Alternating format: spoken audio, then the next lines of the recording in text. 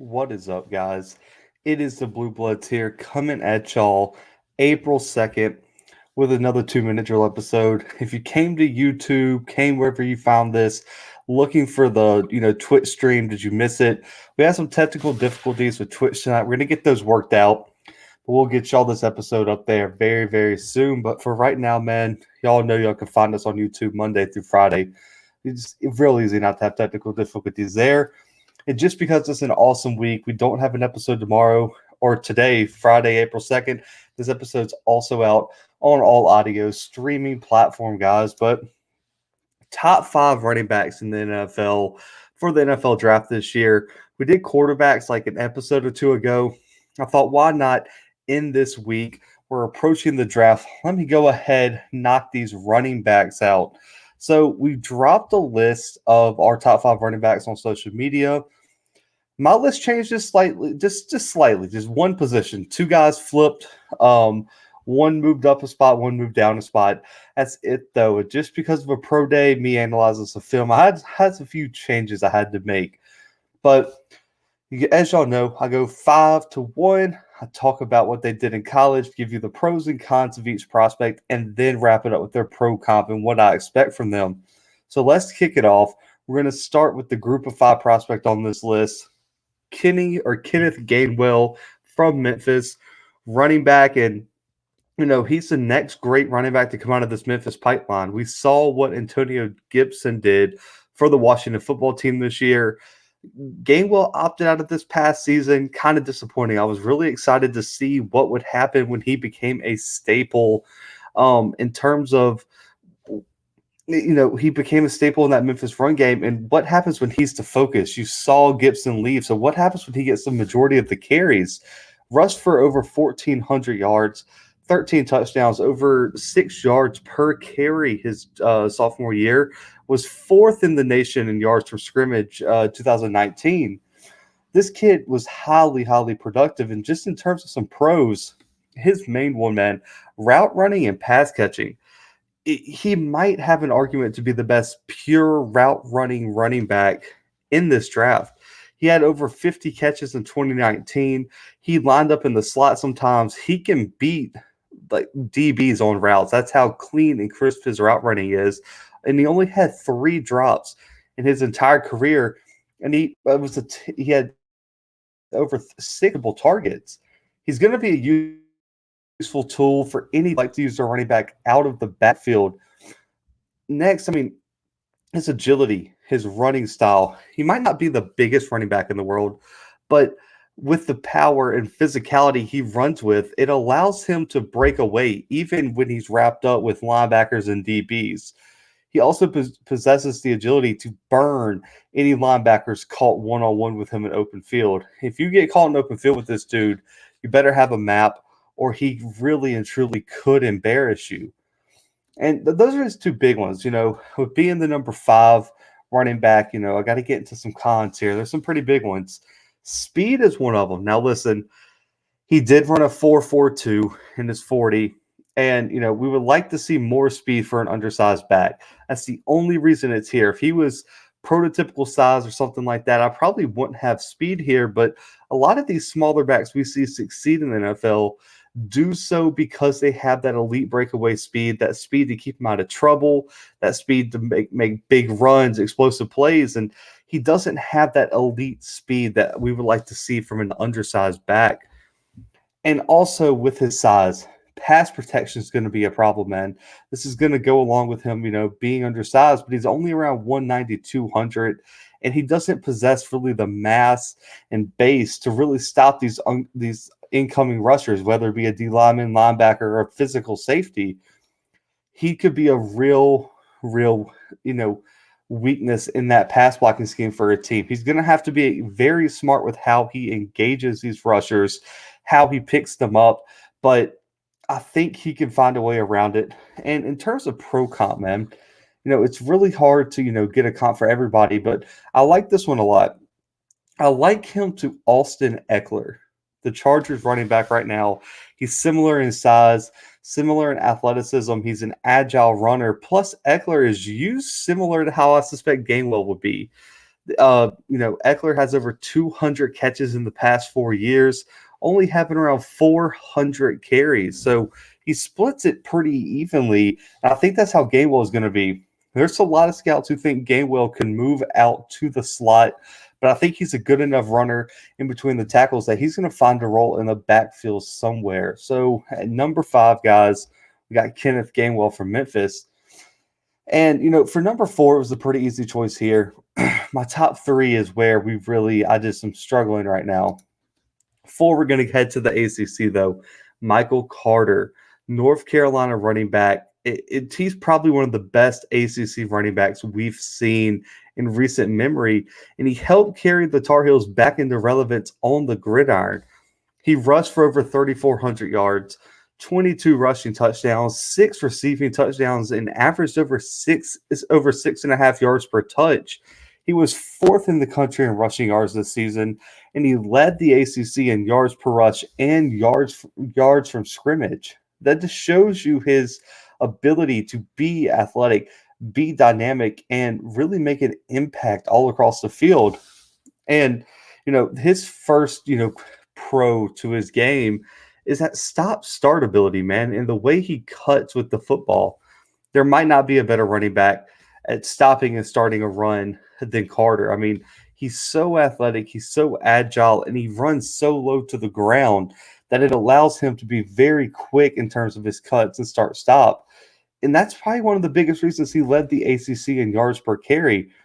That height helps him behind the line. He's patient, and he has the ability to stop if the hole's not there and cut it back if a hole opens up on the backside of the line. That's why he's so good in between the tackles, even though he's not the biggest back. So the stop-start ability is going to make him a real factor at the next level. Balance as well.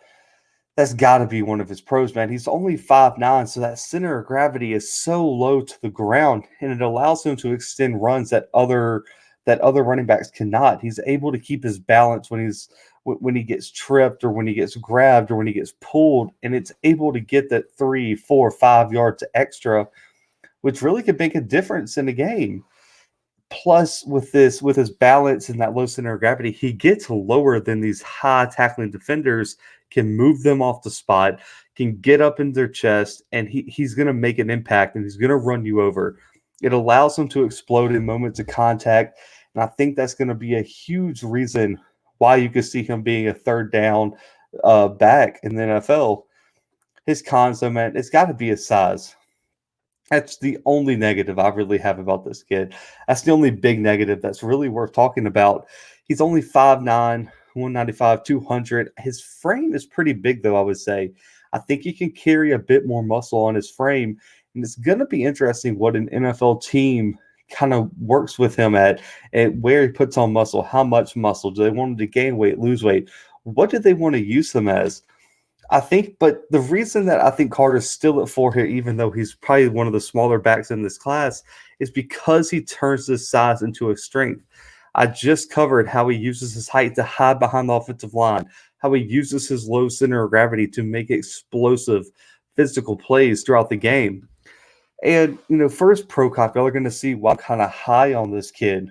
I think it's J.K. Dobbins. We saw him come out of Ohio State last year. Ravens running back now, he shows similar explosion, similar athleticism, and they both show extreme physicality in their running style in such a small frame. They're both roughly 5'9". They're both bigger bodied, big frames that are just rock solid. And you saw J.K. Dobbins last year really make an impact for Ohio State and the Ravens this past year, and just being able to run through the tackles, that start-stop, that cutting, and that big play threat at times. And I think this is why Michael Carter is going to make a J.K. Dobbins type impact in the league this next year. And so at 3, I was dreading this moment. We got here, tried to spend roughly 5 minutes on each one of these prospects, but man, this one's going to hurt. And I know I'm going to get some backlash on this. I know I'm going to get some comments and some criticism, but let me have it. Give me your reason why I'm wrong here. This is the change I made. I have Najee Harris from Alabama right here at number 3. We have the Nick Saban workhorse himself.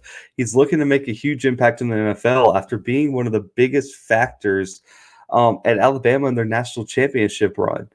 He rushed for over 3,800 yards, 46 touchdowns, had almost 1,000 receiving yards, 11 receiving touchdowns, averaged over 6 yards per touch over his multiple years at Alabama.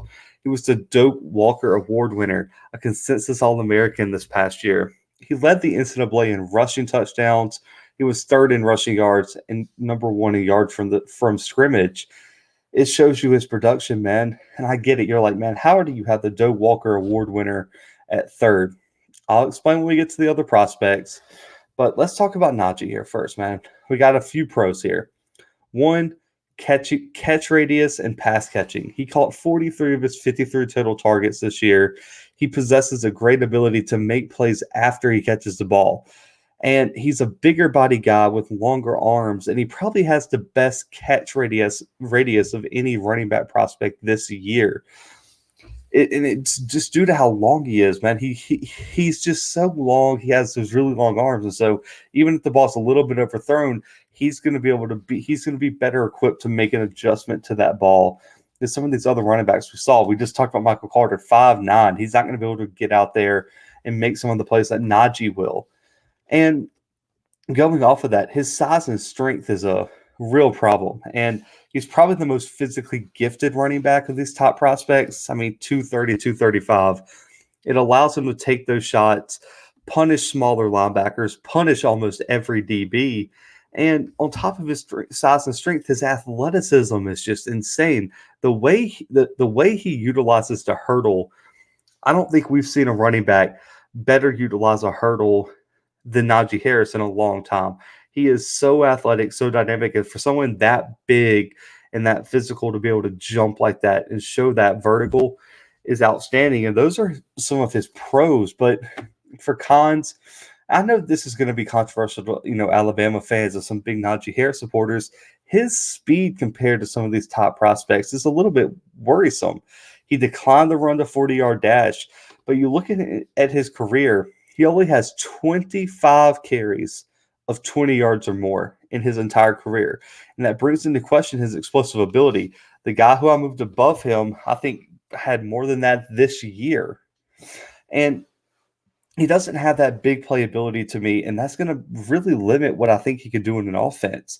It's like, I know that guy who can get you 3-4 yards is great, but you're going to have to break one every once in a while. And he broke some in college, but we're talking about going up to the next level, and I have questions about his top-end speed here. The other one is, man, you run behind an Alabama offensive line for your career. How will he perform if he gets drafted to the Jets? If he gets drafted to the Dolphins, or someone with an average to below average offensive line? He had the top talent blocking for him at all times. It left many questions about how he's going to handle adversity in the backfield when it's presented to him. And on top of that high cut running style he kind of has, that he's very tall, he's very lanky, he's like almost stretched out. And with his height, you see him get chopped down a lot, and it leaves that middle section open for huge hits. You see it with Derrick Henry, but let me just be honest. Alabama fans, Derrick Henry is my favorite running back in the NFL right now, just to say. I don't think he has the same physicality that Derrick Henry has. I really don't. He's physical, but, man, Derrick Henry is a grown man out there. And Najee could develop it, but he doesn't run the same as Henry with such physicality, with that stiff arm and everything. Najee Harris is going to be more subjected to that chop down midsection spear type tackle. And it makes me worried that if he doesn't have a great offensive line, can you chop him down at the line of scrimmage if you get a hold of him? That's to be seen, but this is one of the concerns I have. And for a pro comp, it was really hard because Najee's a very unique guy. But I've likened him to David Johnson, the former Arizona Cardinals running back, traded to Houston in that controversial DeAndre Hopkins trade. They're both big running backs. They're both 6'1", 6'2", weighing about 225, 230. They both have average speed. Johnson ran, I think, a 4.5 something, and I think that's about what Najee would have ran. They're both versatile in the air. They both got big catch radiuses. David Johnson's a very versatile back, and he was one of the best running backs in the league till he got hurt.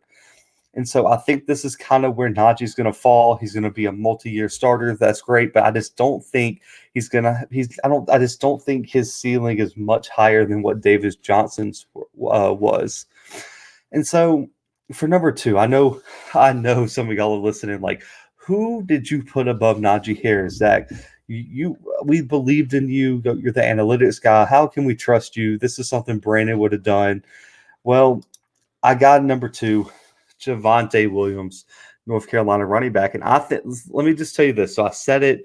I think with Trey Lance when I did the quarterbacks, this guy has all the potential to be the best running back in this class, and it's by a significant amount, and it might not even be close. I really wanted to put him at one, but I've been sticking with my number one for a long time. But he's 1B to me, I would say. And when we look back at this class in a few years, Javonte Williams might be the best running back in here. He should have been a candidate for the ACC Player of the Year this year. He's rushed for over 2,300 yards, 29 rushing touchdowns, 4 receiving, while averaging over 6.8 yards per touch over 3 seasons at UNC. This year, man, over 1,100 yards rushing, 19 touchdowns, and he averaged over 7 yards per carry. He was 6th in the entire country in rushing yards. That was 3rd in the ACC and was 3rd in the country in rushing touchdowns, 1st in the ACC. And this is with split time with Michael Carter, who was at 4. So it's so hard to compare these guys because they were like Cadillac Ronnie Brown, Reggie Bush, and Lindell White at USC. That's kind of what it was. And for a pro. So I'm going to be honest with y'all. I saw this quote on Pro Football Focus, and I've loved it. This is the quote I'm sticking with Javonte Williams. His number one pro is just called, he chooses violence. He chooses violence every time, and I love it. This is what his running style is. He is going to run through someone's face. You hear that saying with Derrick Henry, run through a you-know-what's face. That is Javonte Williams. He is not scared. He's not afraid of contact, but he's also not afraid to take your ankles and put you on some skates. He runs like he's ready to die on any given play. He runs and plays with a recklessness that he's like Ed Reed playing running back to me. He is not afraid to take your head off as a running back, and I just love it. There is nobody who runs harder than Javonte Williams in this class. There might not be someone who runs harder than him in the entire NFL right now. This kid plays with reckless abandon at the running back position, and I love it. It is so old school, and I cannot wait to see what he does. And on top of this, man, his elusiveness is up there. Pro Football Focus said Williams was the most elusive player they have ever analyzed, and I believe it. And if you don't believe me, listen here. 75 broken tackles this year, which was almost half a broken tackle every single time he touched the ball, which broke a previous record by my number one running back, Travis Etienne, at 0.43 per touch. In one game this year, NC State, he broke 17 tackles, guys. 17 in one game. What more do you say? I think he had 18 carries that game. Broke a tackle, broke a tackle a touch. What more do you want from him? And so he's elusive. He chooses violence when he runs. And my third and final pro, his size and durability is unique too. He's the ideal size for a running back. He's like 5'11", so he doesn't have the problem of running real stood up, kind of like Najee Harris does, but he's also 220, 230. That's a big running back that's going to come through, and that it allows him to absorb hits over the seasons and allows him to play at that ridiculous physical level he does, and it should allow him to stay healthy in the league, even when a team rides him into the ground, like he might have to carry a team one day. And for his cons, it's got to be the limited workload in college. It could technically be a positive with fresher legs, only 366 carries. I mean, that's less than some people get in this. That's almost less than some people get in the season. Najee Harris had over 650 carries in his career. So he's got half the workload, but also we've only really seen him produce at this high level one season, which is why I couldn't put him number one. And for his pro comp, this is going to catch some people off guard. I'm just going to be honest with y'all, but I beg y'all, listen, if you're tuned into this, Y'all trust me at this point. Y'all are subscribed, hopefully. Y'all listen to the podcast regularly. Y'all know I do my research on this. And his pro comp is Nick Chubb, former Georgia running back, current Browns running back. They are almost identical, guys. They are identical size, identical athleticism, the physicality, the potential. It's almost creepy if you watch film on both of these running backs, how similar these guys look on film. I think anyone who drafts Javonte Williams could have a future running back that they can count on for years in the future, and they're going to have a multi-year Pro Bowler and possible league-leading rusher on their hands. I truly believe that. And if you don't think Nick Chubb and him are similar on film, I need you to send me the film, because I promise you, once you kind of look at this, go into it with an open mind, you can see this Javonte Williams, Nick Chubb comparison.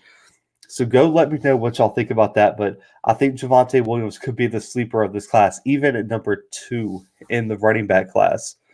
And for number 1, y'all knew it was coming. I've been on this train since a year and a half ago. Travis Etienne, Clemson running back. I really wanted to put Javonte Williams here, but because Etienne has done it for 4 years, has such a unique skill set, I think he's going to be a day one guy, a franchise game changer for the right team, because he's just a stick of dynamite ready to explode. That's really how I feel about Travis Etienne, is that he is a stick of dynamite. You look at his stats, man. Over 4,900 rushing yards, 70 touchdowns, over 1,100 receiving yards, 8 receiving touchdowns. And guys, 4 years at Clemson, he averaged over 8 yards per touch. Every time he touched the ball for 4 years, he averaged 8 yards. That is just insane. That is an insane stat line. And you look, he's the most accomplished running back in this class. 2-time ACC Player of the Year. Two times ACC Offensive Player of the Year. A 2020 consensus All-American. And he's a 2-time top 10 Heisman finalist. And guys, he's number 1 in ACC history in all these things.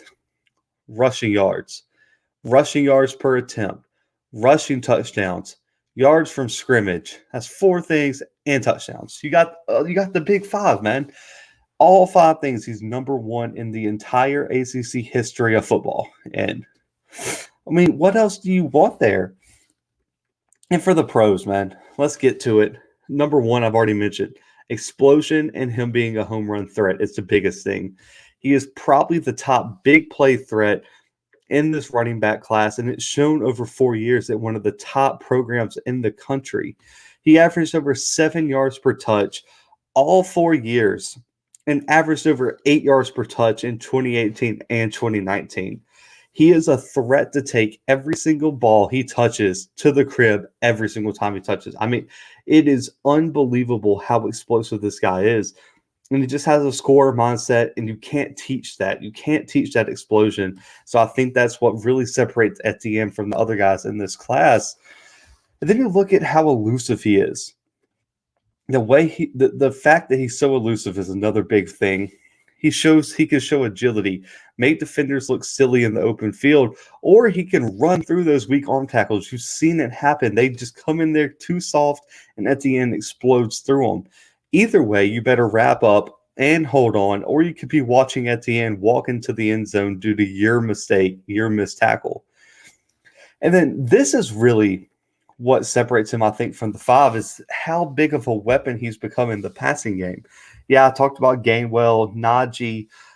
Travis Etienne is a glorified wide receiver at the running back position. He's probably the best weapon in this class. He had over 80 catches, 1,000 yards to 6 touchdowns, and 12 yards per catch over the past 2 years. And that's why he's a Swiss Army knife in terms of what he can be for an NFL team. And when I get to my pro comparison, it's going to make sense why he's number 1. But the two cons: 1, usage. He has not had a game with over 20 rushing attempts since 2018. It causes a bit of concern because if a team needs him to shoulder the load, it could be a problem in terms of health. And can he be that 25 carry a game guy? I don't know. But this also could be due to his emergence in the passing game. Some of those passes he caught were swing passes, which are glorified runs or screens. And so Can he be a 25 carry guy? Maybe. Or is that offense is going to have to be creative in how they get him to ball? So I think that's kind of going to be the distinction on where he ends up and how they use him. Second, this is kind of a problem for me. I'm not going to lie. This is my biggest concern for him. It's effort at times. There are times where the effort seems to lack in short yardage situations, but I expect that if he lands in the right culture with the right head coach, that could change. And what I mean by effort is not that he doesn't try or he isn't motivated. It's that he doesn't have like kind of what Javonte Williams has, where I'm going to get this yard at all costs.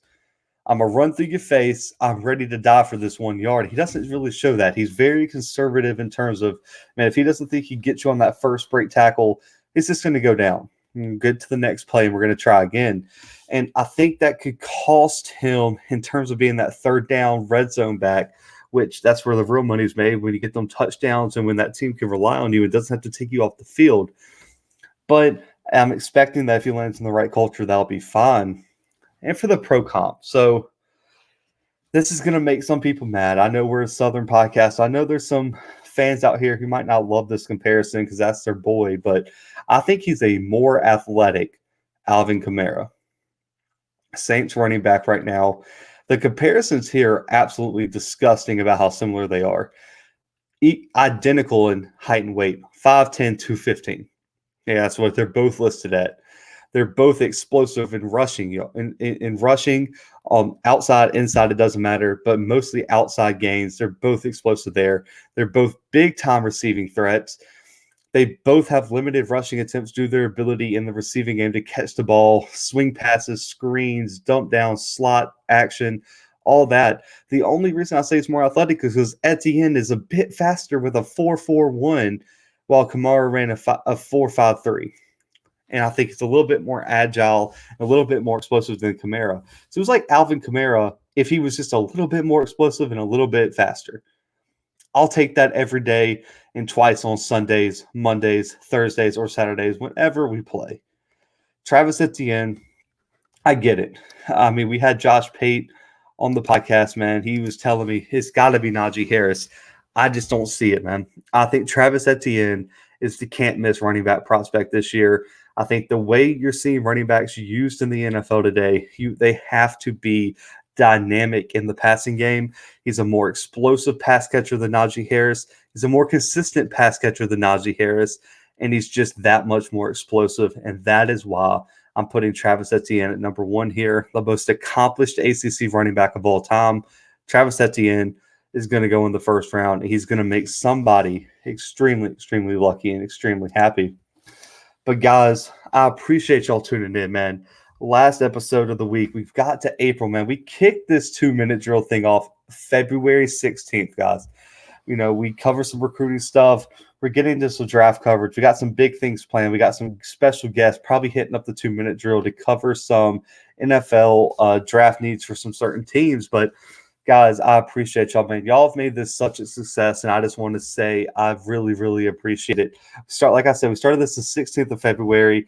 We had, I think 20 subscribers on YouTube. We are up over 60. We're on that road to 100, guys. I want to get to 100. It will unlock the community feature on YouTube where I can communicate with y'all more one-on-one. We can post stuff from our social media on there, so y'all can follow all we do on YouTube if we get to 100. That's why we're doing the merch bundle giveaway when we hit 100. And guys, I'm going to be honest, I got some plans for 200. This is way in the future. We're going to have a big giveaway. I mean, we're talking like AirPods, Beats Pros, something like that, something huge, maybe an autographed jersey when we get to 200. So let's get to 100 first, get this Bluebloods merch out the door to 5 lucky subscribers of the first 100. I appreciate y'all supporting me, man. Like this video, give it a thumbs up, man. It helps us out. Make sure to subscribe. And just as a treat to all our listeners out there who might not know about the 2-minute drill, I'm releasing this on audio versions because we didn't have a normal episode today because our Big 12 in 30 days starts Monday with Kansas State. Wyatt Thompson joined me for a big interview about K-State football. It was amazing to talk to him, especially being a student here right now. So that'll be coming Monday. But guys, if you're listening to this on Spotify, Apple Podcasts, wherever, I'm not releasing these on audio platforms often, but I'm releasing them so y'all know to come find us on YouTube, the Bluebloods CFB podcast. Our Twitch listeners who found us, we'll be back on Twitch next week, man. We had to get some technical difficulties worked out. But guys, have an amazing weekend. Jackson State coverage coming Monday, man. I am so excited. But for myself, for the Blue Bloods, and the 2 Minute Drill, guys, we are out.